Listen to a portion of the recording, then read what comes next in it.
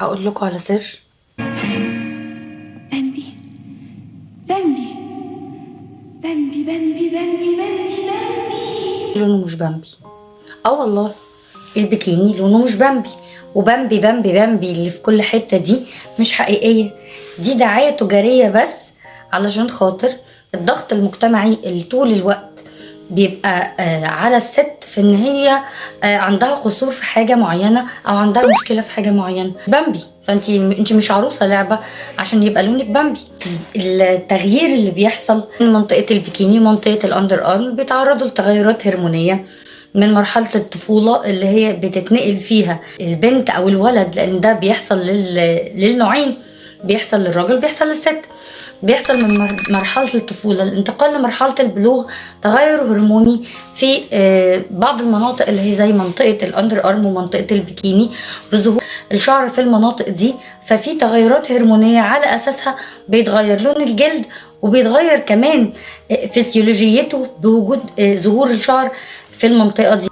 فعلشان محدش يبقى بيمارس ضغوط معينة عليكي أو العيادات بتاعة التجميل ومراكز التجميل طول الوقت بتعمل إعلانات وحاجات معينة بتدعم بيها فكرة، أو البنات بعد ما بتقعد تفكر أنا فرحي كمان شهر، أنا هعمل إيه، أنا عندي مشكلة.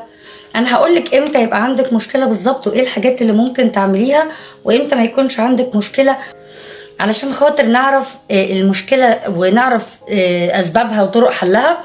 هنقولها دلوقتي مع بعض في الفيديو ده، خليكم معايا لآخر الفيديو. يلا بينا. أول حاجة لازم تبقي عارفاها، المنطقة دي تغيراتها الهرمونية اللي بيتحول فيها صبغة الجلد، وبيتحول فيها الفسيولوجية المكان نفسه، بأنه بيظهر فيه وبيظهر عليه بعض التغيرات، بيحول لونه درجة أو درجتين. ده نورمال، يعني احنا لحد دلوقتي ماشيين في السيف سايد، انت في النورمال انت. فالبروسيس اللي المفروض تمشي عليها ولا فيها خلطات ولا فيها وصفات، لان الناس يعني بتهبط في الموضوع ده. انت لا محتاجه خلطه ولا محتاجه وصفه ولا زيت العقرب ولا زيت النمله ولا اي حاجه من اللي انت بتشوفيها دي. الكلام ده كلام فارغ وما بيعملش اي افكت على فكره. هي مجرد بس حاجات عارفين النيدز احتياجاتك ايه، ومجرد عناوين بيلعبوا عليها بس عشان تخشي تتفرجي على فيديو او تجيبي منتج معين او لكن مفيش حاجه لو استخدمتيها مش هتطلع شعر تاني. مفيش حاجه هتفتح في 3 ايام، خليكم متاكدين من ده تماما. الكلام ده كلام فارغ. طيب ايه بقى الكلام اللي مش فارغ، او ايه الحاجات المنطقيه اكتر اللي ممكن تعمليها؟ اعرفي الاول ايه هي الحاجات اللي بتؤدي للاسمرار. الحاجات اللي بتؤدي للاسمرار اول حاجه نتكلم عنها هي العنايه الشخصيه.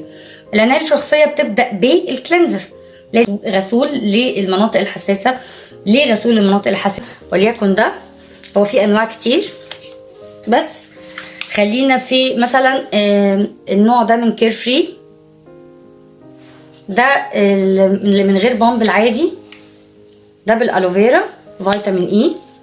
وده اللي بامب اللي هو الفوم، تمام. ده نفس الحكايه، ده شاي اخضر وصبار، وده الوفيرا وفيتامين اي. وفي النوع ده جولد، ده برضو الفوم. وفي الاديشن بتاعت تفتيح البشره، مش عارفه مش عايز يعمل زوم ليه، بس اهو من بعيد لو شايفينه ده جولد. الغسولات بتاعت المناطق الحساسه معموله بطريقه معينه عشان تناسب البي اتش بتاع المنطقه دي، لانه مختلف عن باقي الجسم. وبنستخدمي الغسول ده علشان خاطر نقضي على فكره ان يكون في بكتيريا او يكون في اي حاجه بتسبب انها تعمل التهابات، فتعمل احمرار، فتعمل اسمرار. لان دايما الالتهاب اللي بيبقى فيه حمار ده بيقلب بعد كده باسمرار. بنستخدم الغسول مره يوميا او حسب الاحتياج. ودي اول حاجه في العنايه الشخصيه، ان يكون عندك حاجه بتنظف المنطقه دي مناسبه تماما لحمضيه البشره. تاني حاجه وهي الديلي بادز. الديلي بادز هي فكره مش منتشره قوي، مش كل الناس يمكن بتستخدمها او ماشيه عليها، بس هي معموله علشان خاطر انه تكيب ات دراي، يعني المنطقه دي تبقى دايما ما فيهاش نقطه ميه، دايما المنطقه دي تبقى ناشفه تماما، لان وجود الميه ووجود الرطوبه في المكان ده بيساعد على انتشار البكتيريا، وده بدوره بيسبب التهابات داخليه والتهابات خارجيه، وانت ما بتبقيش عارفه هي دي التهابات ولا هو ايه اللي حصل بالظبط. وده برضو بدوره بيعمل احمرار، ممكن يتسبب فيه احمرار في المنطقه دي، والاحمرار ده طبعا خلاص احنا اتفقنا احمرار بيقلب بعد كده باسمرار، لان الجلد التهب وبقى فيه مشكله وبعدين يقلب يغير لونه. فتاني حاجه كيب ات دراي، يعني نخلي المنطقه دي ناشفه تماما، وده من خلال الديلي بادز اللي هي بتبقى استخدامها يومي ايا كان بقى النوع اللي بتفضلوه. في النوع اللي هو بتاع فريش دايز تقريبا، ممكن احط لكم صورته، من افضل الانواع لانه كمان بيبقى نازل ببرفيومز كده ريحتها حلوه قوي، من الحاجات السوفت جدا وناعمه جدا على البشره، وما بتسببش باحتكاكها انها تعمل التهابات، تعمل احمرار بعدين تعمل اسمرار.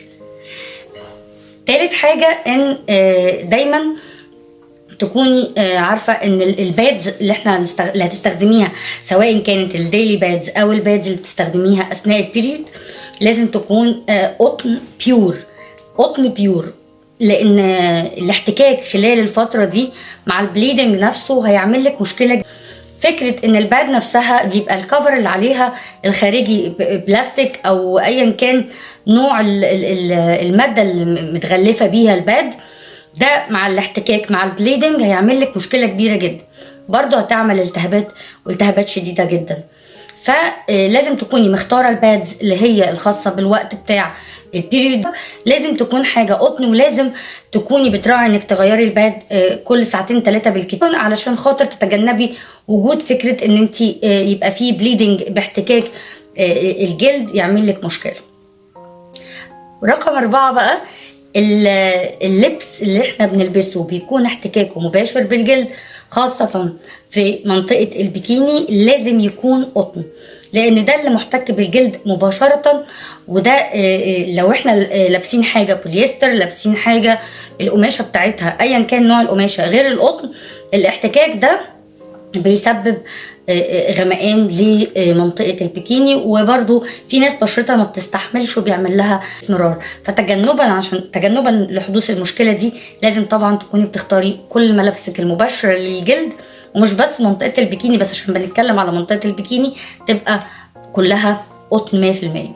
هنيجي بقى لرقم 5. رقم 5 هي الالتهابات الناتجه عن طرق الهير ريموفينج او طرق ازاله الشعر، ايا كان الطريقه اللي انت بتستخدميها، واحنا هنتكلم عن ده في فيديو لوحده لان ده الكلام فيه كتير جدا. ولكن اذا عملنا هير ريموفينج لازم نكون بنستخدم حاجه بعديه مباشره مضاده للالتهابات. كريمات بقى مضادات للالتهابات كتير، في الفيسودين وفي الفيسيكورت، ولكن الصراحه في ده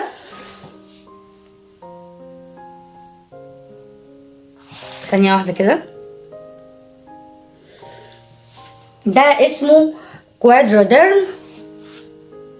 ده من الاكتشافات الأخيرة ليا يعني في فكرة مضادات الالتهابات، لأن ده مضاد للالتهابات ومضاد للفطريات والبكتيريا، وكمان ده مش استخدامه بس علشان خاطر الالتهابات، ده كمان عشان خاطر الحبوب، فهو اختراع حقيقي وكان أفضل من الفيوسيدين والفيسيكورت بمراحل.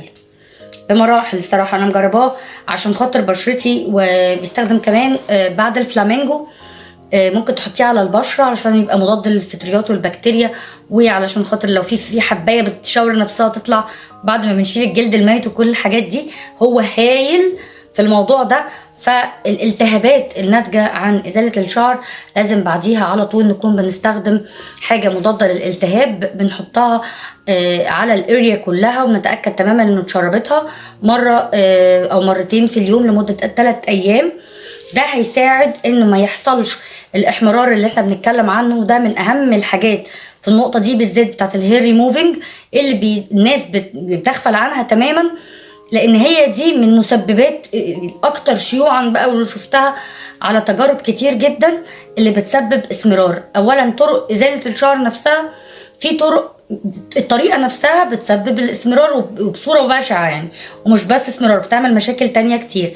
لكن خلينا في الفيديو ده يعني نكون محددين بس في النقطه بتاعه ازاي نتجنب ان يحصل اسمرار لمنطقه البيكيني. ف مضادات الالتهابات بعد ازاله الشعر من اهم الحاجات اللي لازم نكون بنعملها من ضمن البروسيس بتاعتنا. سادس واخر حاجه هنتكلم عنها وهو الترطيب، لان الترطيب بيعمل حاجز ما بين الجلد وما بين الهدوم، وده بيقلل فكره ان يكون في احتكاك ايا كان انت يومك طويل او بره البيت او جوه البيت. فكره الاحتكاك نفسها بتعمل اسمرار.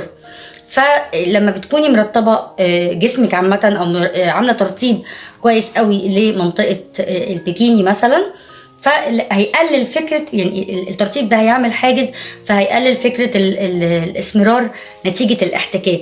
في حاجه بس ناقصه عايزه اكلمكم عنها، وهي رقم 7.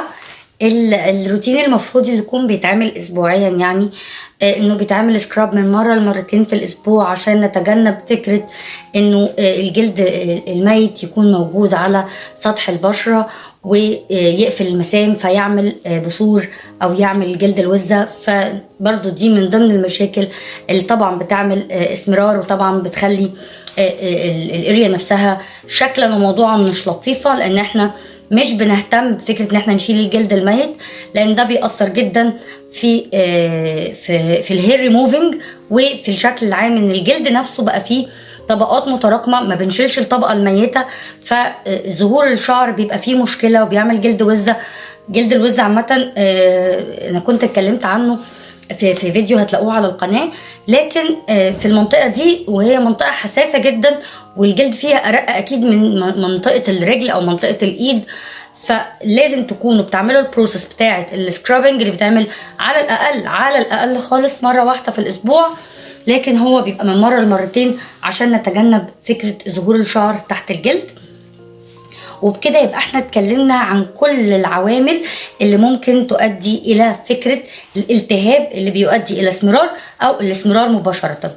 العناية الشخصية من اهم الحاجات اللي لازم to be considered، تحطوها في اعتباركم انها من الحاجات المهمة جدا، عشان ما توصليش لفكرة انه انا اعمل ايه دلوقتي، انا عندي مشكلة. الناس اللي عندها اوريدي مشكله والوقت معاها ضيق، هي لازم طبعا تتوجه لعياده جلديه تجميل، مش عيادات التجميل اللي هي مش مرخصه واللي موجودين فيها مش اطباء جلديه متخصصين، لان بيحصل كوارث في الموضوع ده، وانا شفت حالات كتير جدا بالمنظر ده. فلازم تتوجهي لحد جلديه لو هتعملي تقشير او عايزه تعملي تقشير، وبفكرك اوعي تنسي حتى بعد ما تعملي التقشير تعملي كل خطوات العنايه الشخصيه عشان تفضلي طول الوقت فل شمعه منوره. بس كده، دي كان كل الحاجات اللي انا عايزه اقولها لكم بمنتهى الاختصار، وانا بتكلم بسرعه جدا. نستنوا بقى الفيديو الجديد عن الهير ريموفينج وطرق الهير ريموفينج. بس كده، باي باي.